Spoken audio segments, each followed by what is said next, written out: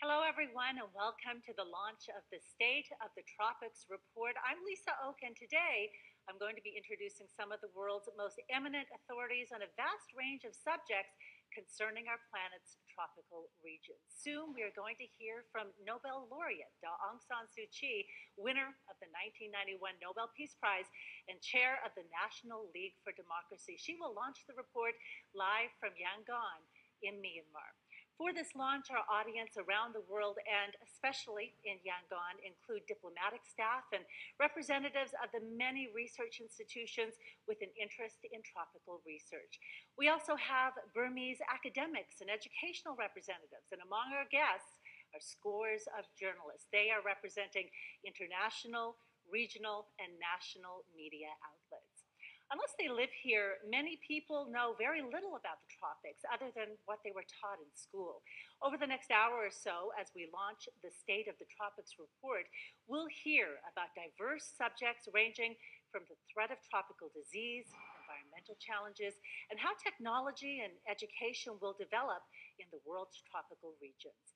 Our panel of eminent researchers will also look at some of the questions about a sustainable future with population growth that outstrips most other parts of the world and generates an ever increasing demand for consumer goods and a fair place in the connected world of the future.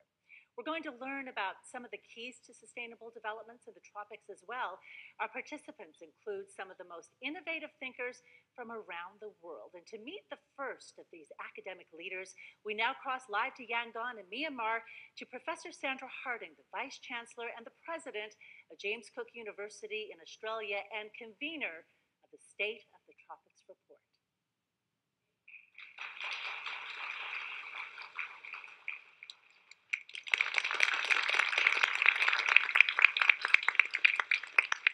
Thank you, Lisa.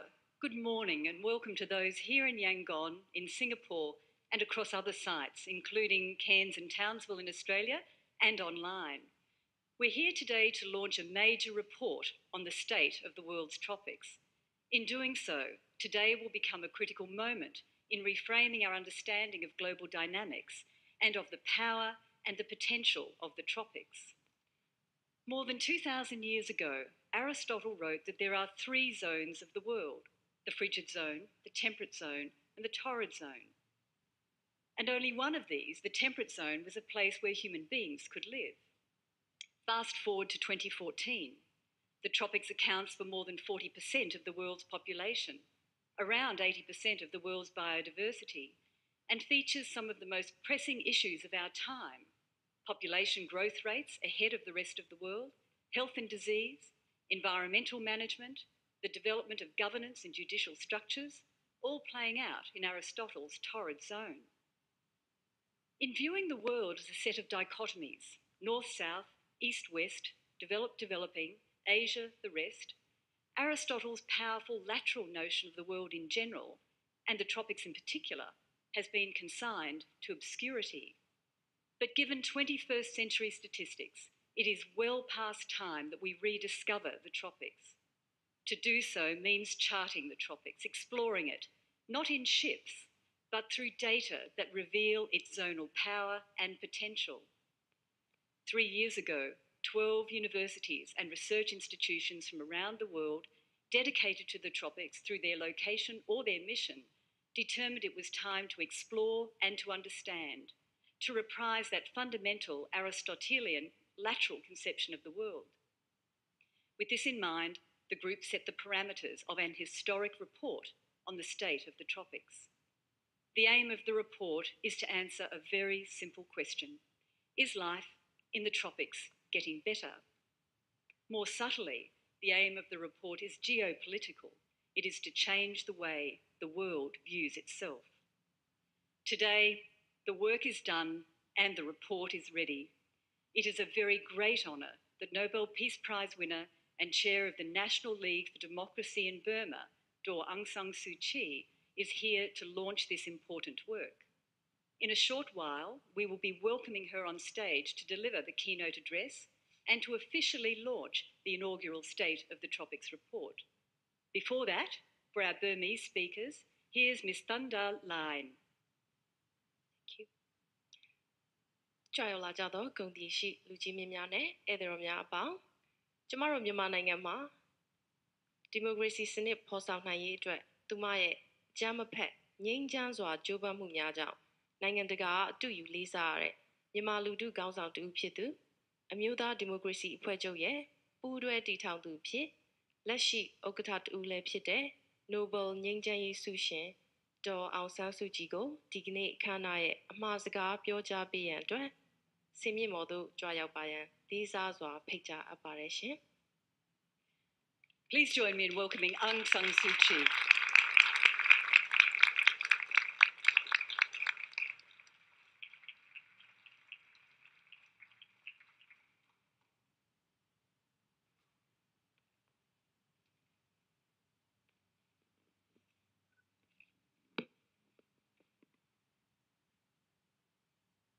It is a great pleasure and an honor to be here with all of you today and with all of you in Singapore. I don't know where to look to indicate all this in Singapore. It's an honor, and it's also fills me with a sense of great humility because I know so little about the tropics. When you see this report, I think many of us will realize how very little we know about the part of the world in which we live. There's many statistics that I could quote, but I think Professor Harding has voiced the most important ones, that about 40% of the population of the world lives in this area, that about 80 to 90% of the biodiversity of the world can be found in this area, and that there will be more and more children growing up in our part of the world. So when I was asked to give the keynote address, I wondered what I could add, because I know much less than all the experts who have put together this report, all the members of the 12 academic institutions which have contributed towards a most impressive and overwhelming report on our part of the world, social, physical, economic, almost everything you could think of is there. So what do I have to add? Because I'm not a scientist, I'm not a sociologist. So in the end, it comes down to this. I'm a politician. So I'll have to talk like a politician. So I'll have to talk about what our vision of life is. Politics is about people getting on with one another. That is how I see it very simply.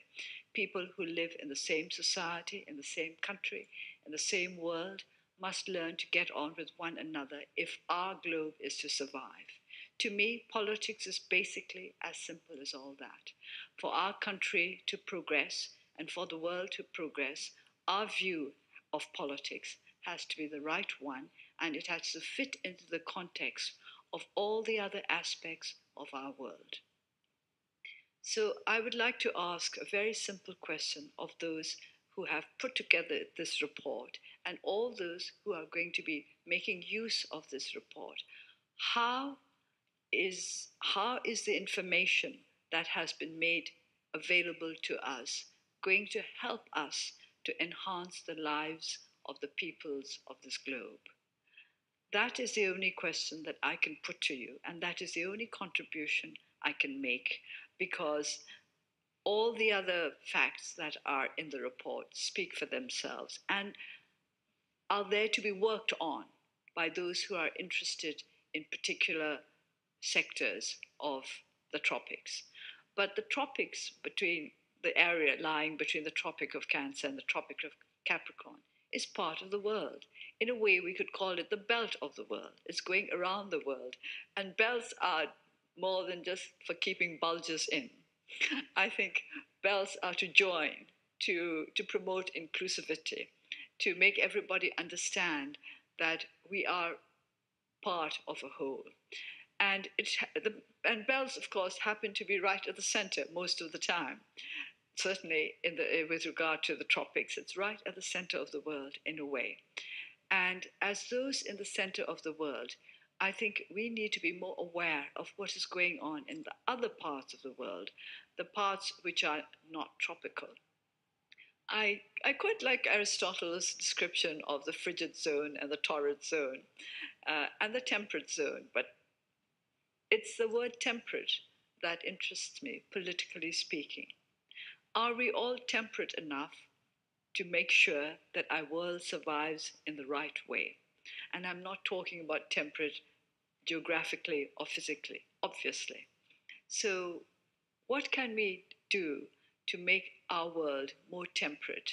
How can we use our knowledge of the state of the tropics to help our whole world to be more temperate politically, socially, humanly? So the world comes down to this. We have to live not just with other human beings, but with other living beings. And how can we help to make this world a happier home for all living beings, not just for ourselves, the humans, who are the bosses, as it were. But I'm not sure whether we're always the best bosses that the animals would require or wish for. Biodiversity, I think, will prove in time to be not just desirable, but necessary. And that is one of the contributions that I believe this report can make, to make us understand the importance of biodiversity, to make us understand the importance of survival, not just mere survival, but quality survival among different species, different peoples, different cultures, different attitudes. And that, to me, is what politics is about. Politics, in this day and age, is about connectivity, it is about inclusiveness. Exclusiveness is a word that belongs to the past. We all have to learn to live together because we are all so closely connected as never before. And when I look at all these statistics about what we have or do not have in the tropics, I'm struck by the fact that what we need most of all is a greater, more flexible form of knowledge. Knowledge in Aristotle's day was different from what we think of as knowledge today. But what the kind of knowledge I'm talking about basically is awareness of what is going on around us, what is going on further away from us, not just very close to us. And that is linked to education. So this is a roundabout way of coming to one of my favorite topics, education. Earlier, just before we came here, I had the opportunity to discuss tropical medicine and tropical diseases with some of those who produced the report. And when we talk about diseases and control of diseases, I think we cannot avoid education, not just with regard to how to cure the diseases. Tropical medicine, I don't think, is simply about medicines or simply about medical statistics or data or medical research. It is about education of the wider public. In order to be healthy, we need an educated public because the public must take part in looking after their own health, in looking after themselves. We discussed the matter of malaria, but another disease that I think is very, very closely linked to education, general education, is tuberculosis. Tuberculosis is a great problem in our country because of the fact that our people are not able to take their medication regularly or correctly. Two reasons. Sometimes one is the availability or not of the drugs, and secondly is how well the people understand how they are supposed to take the drugs. So it's education as well as, of course, finances. Now, the tropics include some of the poorest countries in the world. There is no doubt about the fact that affluence is important to a certain extent. Without the necessary means, without the necessary resources, we will not be able to look after the health or the education of our people. So everything is linked together. Health, education, economics, and everything should be linked together. As we progress more and more technologically, scientifically, I wonder whether we are progressing quickly enough along spiritual and intellectual, in a very broad sense, lines, whether we are becoming not just a more competent race, I mean the human race, or are we also becoming a more likable race, a race that is more likely to be good to one another, a race that is more suited to be to take over the guardianship of the world. Because whether we like it or not, it's human beings who have to look after the world. The other living animals are not in a position to do so. We have the responsibility and the opportunity to look after the rest of the world. So, starting with the tropics, how do we look after ourselves? First, we have to know about ourselves. We have to understand ourselves if we are to look after ourselves properly. I was taught as a young student by my French teacher that this was the most important thing. She asked me a question. She said, if I'm to teach John Latin, what must I know first? I thought, now, Latin. And of course, she said, no, John. Unless you know John, you will not be able to teach him Latin. So if we want to progress, we have to know ourselves for what we are. And we have to know ourselves from every aspect, from as many aspects as we possibly can. So if for us in the tropics to know ourselves, we have to know about the other zones as well, about those beyond the tropics. We cannot limit ourselves to the tropics. We are a center of the world, and I'm saying I mean this in a geographical sense. I'm not trying to say that we are better than everybody else or more important, but geographically we are at the center of the world, and so we have to know about those beyond our borders, and we want all of those beyond our borders to become part of what we are trying to do, which I believe from looking very quickly through the report. I have to confess that I haven't been through it line by line or word by word, but I think the report aims at making the best of what there is, building on what we have already achieved, and going on to better places and better peoples and better situations for everybody.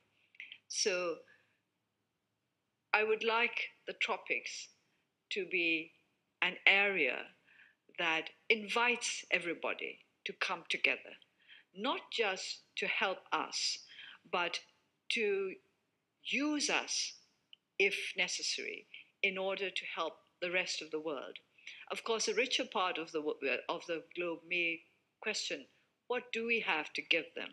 But I think if you read the report, you will no longer ask this question. There is a lot that the tropics have to give to the rest of the world, and of course that there's a lot that the rest of the world has to give to us. So when we talk about the state of the tropics, I hope that eventually we are all talking about the state of this world, not just about one particular area, and that whatever we learn through this report, we will be able to use not just to enhance the lives of human beings and other living beings in this area, but in the whole world.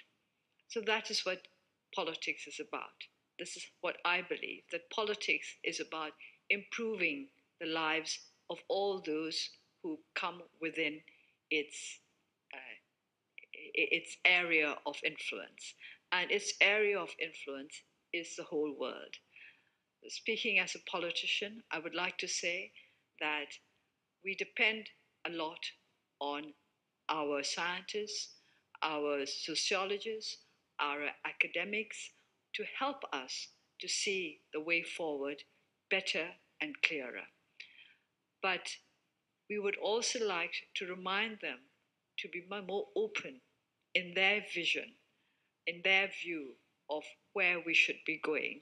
Sometimes, because specialists are so good at their own specialities, they lose track of other disciplines, of other needs, of other specialities, which may be as special to some others as theirs is to them. So if we go forward together in the understanding that we will help one another to know more, not only that, but to use our knowledge in a more intelligent, in a more caring way. So before I suppose I have to pronounce towards the end the official launching of the report, I would like to say that the key word of my keynote address for me is care. That's why I've kept it until last. A more caring world. I would like this report to be able to contribute towards a more caring world for all of us. And there is so much that we can learn from this report to make us better carers, to care for our environment, to care for one another, to care for those who are different from us, and to understand that those who are different from us are just as worthy of care as we are. So that is the only contribution I can make to a report that is so complete, that is so valuable, that I can only say thank you to all of you who have compiled it. And I would like to say that I truly respect and admire the work that you have done. And I do believe that what you have done will help us in our work, which is to try to create a more caring world. So may I now say that the report on the state of the tropics is officially launched for the betterment of our world. Thank you.